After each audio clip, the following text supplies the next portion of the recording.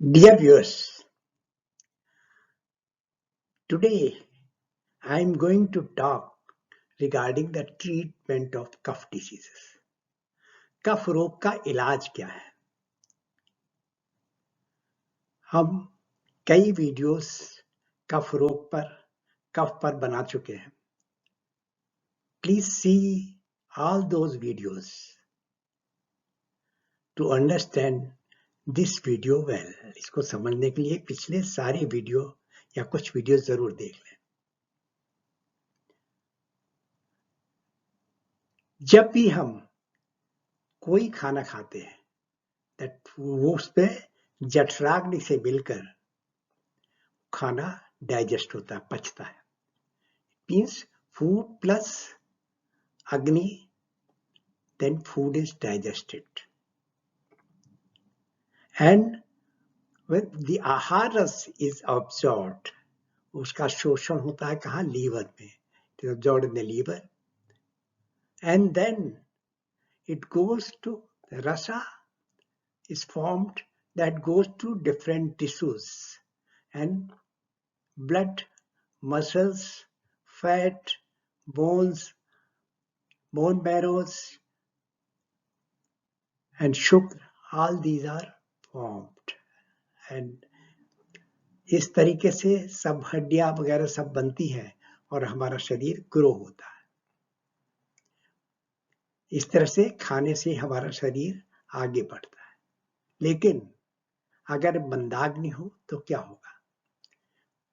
अग्नि हमारी स्लो हो, कम हो तो क्या होगा? इसका मतलब है पित्त कम होगा तभी कफ ज्यादा होगा.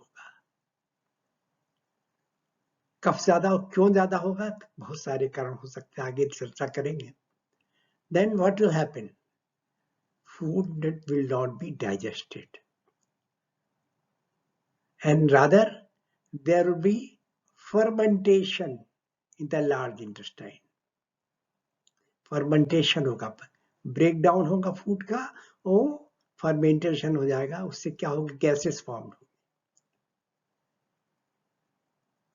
तो उससे इसके आपके सिग्नल्स क्या है? क्या सिम्टम देखेंगे? There be farting, sluggish bowels, हमें कुछ हैवीनेस से महसूस होगा, खाने पचा नहीं है, हैवी लग रहा है. हमें ठंडक भी महसूस हो सकती है. क्यों? जब कफ ज्यादा होगा तो ठंड भी ज्यादा लगेगी. और ये स्थिति तब भी आएगी जब when we do over eating. क्योंकि जब ओवर ईटिंग करेंगे मतलब उससे ज्यादा खाएंगे जितना कि हम प्रॉपर्ली डाइजेस्ट कर पाए, या जब हमें भूख लगी हो कस के. तो when we should eat when we are very hungry. तो क्या होगा? whatever undigested food that is converted to आव, और वो आव जो है वो that will create obstructions in different part of the body. क्यों? क्योंकि जो भी मैक्रो चैनल्स है those are blocked by आव. तो that will create problems, cough problems. Or if the second way, whatever is converted to rasa, whatever is digested, if our agni is not proper and this rasa is not metabolized to different blood, muscles, fat, bones because of seven dhatu agni is low, then this rasa, this will be accumulated in the chest. It will go into the joint fluids. There could be oxidative stress. Now you will say, what is oxidative stress? Whatever glucose goes into the cell, then mitochondria convert the glucose into OTP, and carbon dioxide is released. Different ions are released, oxidants are released. And if there is not sufficient antioxidants, then what will happen? The difference between the radicals, ions, and antioxidants, that will be converted to oxidative stress. Oxidative stress क्या करेगा? There could be a brain fog. That we can feel joint pain. It means all the aging process will be there. There will be wrinkles.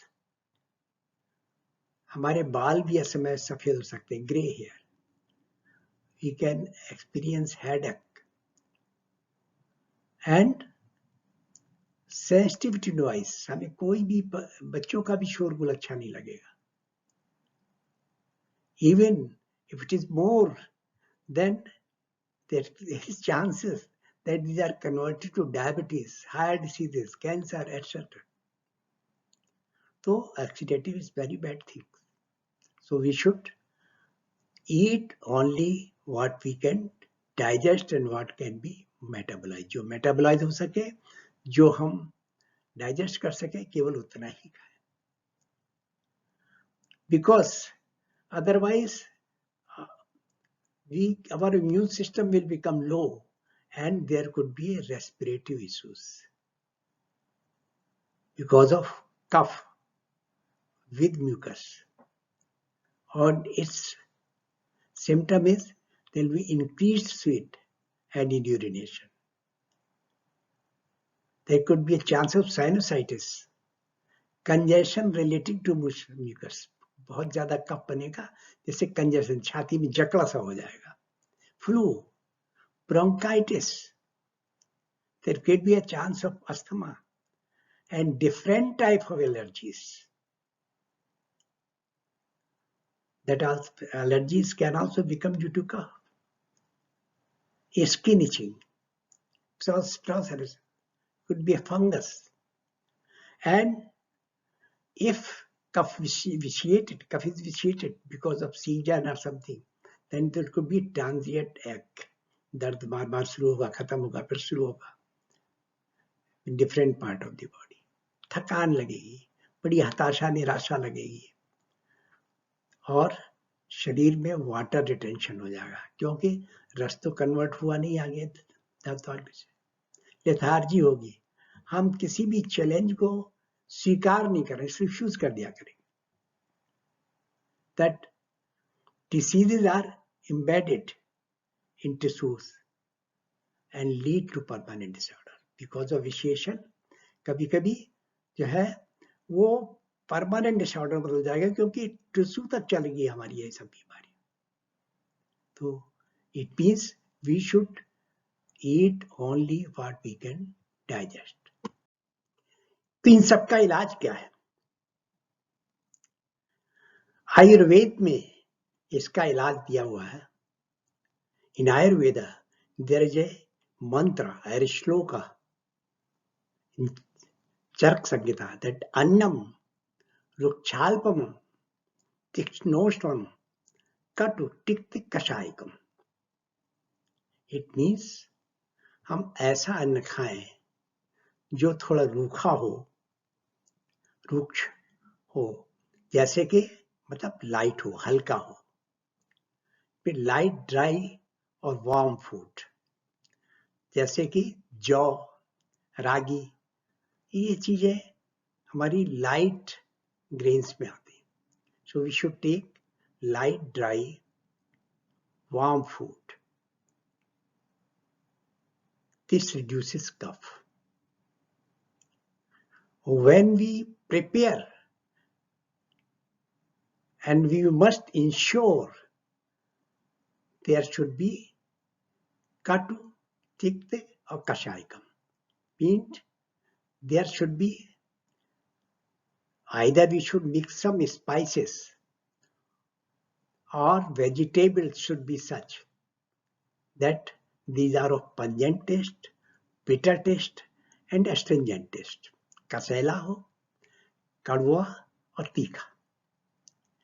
ये मसाले चाहे मसालों से चाहे सब्जियों से या दोनों से। पंजेंट टेस्ट क्या है? चिली, पेपर, आपका मिर्ची, लाल मिर्ची, काली मिर्ची, mustard, capsicum, these are the pungent taste. Pungent taste क्या करता है? Warms and liquefies the कफ, कफ को लिक्विड में बदल देता है। बिटर टेस्ट क्या है? कौन से है? जैसे करेला, लीफी वेजिटेबल्स, रोमन ल्यूटिस, एंड इसी तरह के बहुत सारे मसालों में भी that lightens, हल्का कर देता है, dries and reduces cough. And astringent taste क्या करता है? that food absorbs coughs oily and liquid qualities। तो ये तीनों ही कफ को कम करने वाले हैं, कफ के जो एक्स्ट्रा कफ हमारे शरीर में बन जाता है उसके प्रभाव को कम करते हैं। और हमें क्या ध्यान की जरूरत है? Eat only when hunger is strong. हम ध्यान नहीं देते हैं, ग्रेलिन हार्मोन्स रिलीज होता है और ये बताता है कि हमें भूख लगी, हमारे टिश्यूज पे खाना चाहिए। और इसी तरह से लेप्टिन हार्मोन रिलीज होता है हाइपोथैलेमस से कि अब जो है सफिशिएंट हो गया, लेकिन हम कभी कभी स्वाद में ज्यादा खा जाते हैं। दूसरा, ईट ऑन टाइम। अगर हम सही समय खाएंगे तो it will not confuse the digestion system. हमारे जूसेस हैं, डाइजेस्टिव जूसेस, जो सही टाइम पे निकलेंगे। ईट वार्म और room temperature food.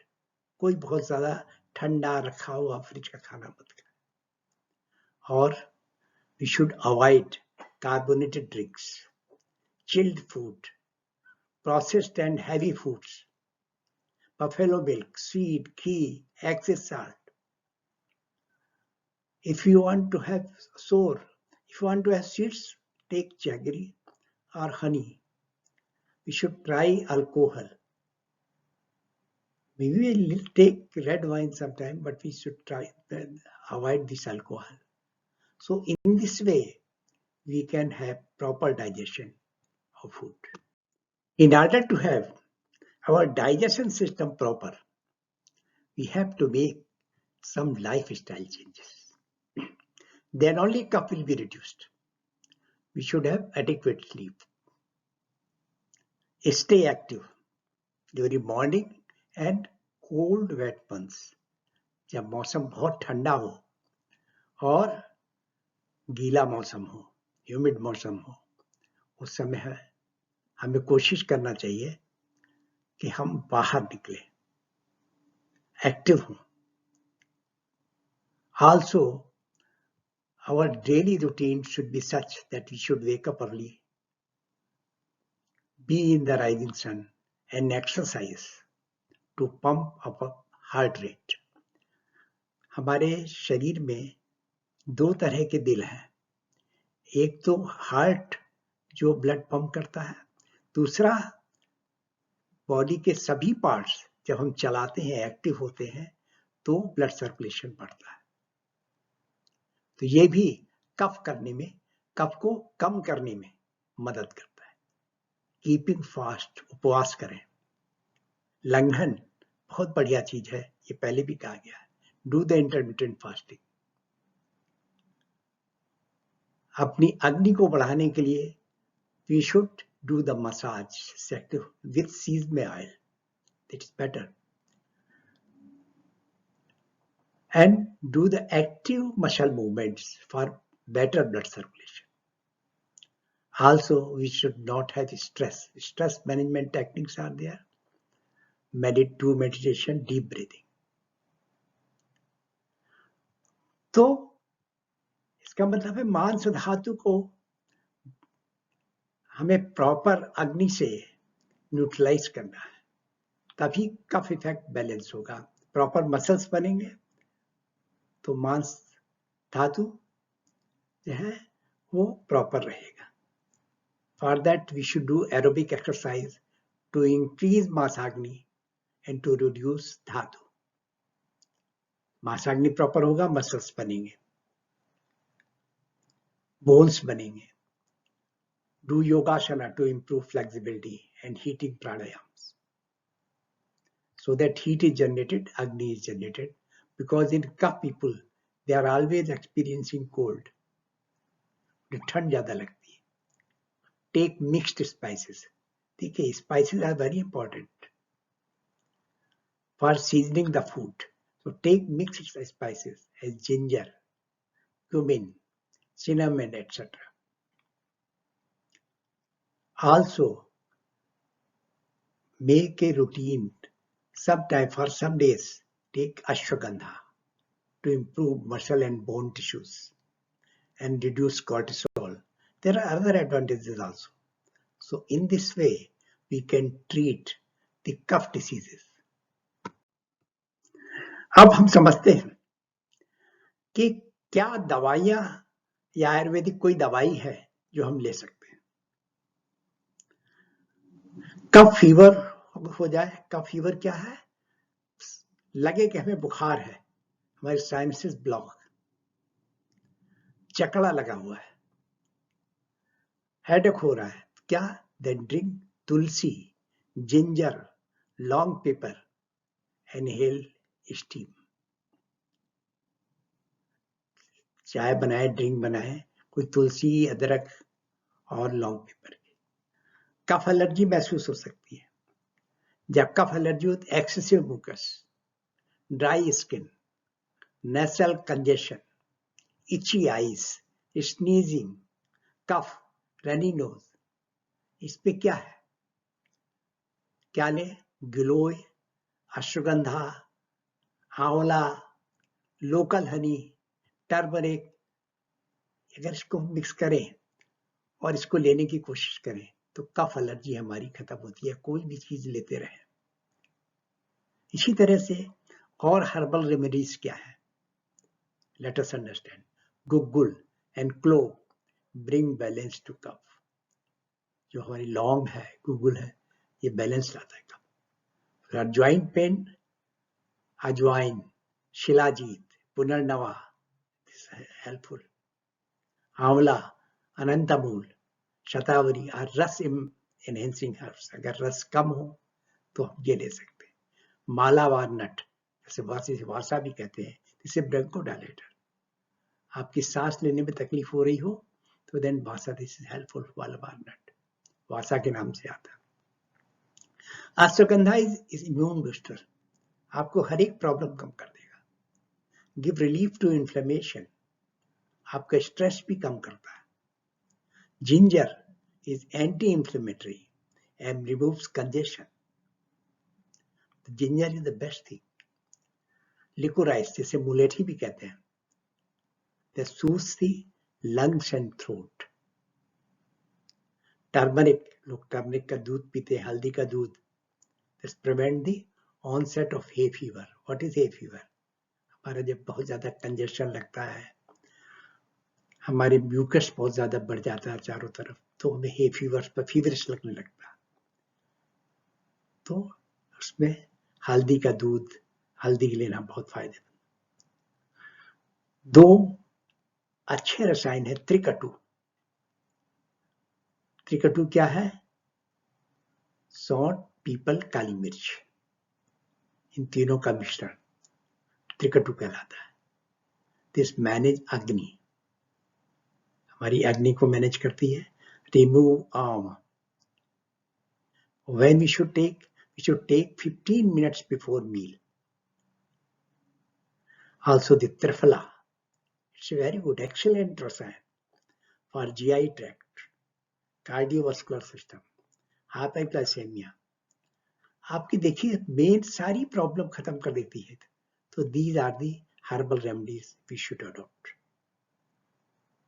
Please, if you liked this video, अच्छा लग रहा है, please subscribe and forward to other people so that they also know कि कफ रोग का इलाज क्या है, what is the treatment of disease.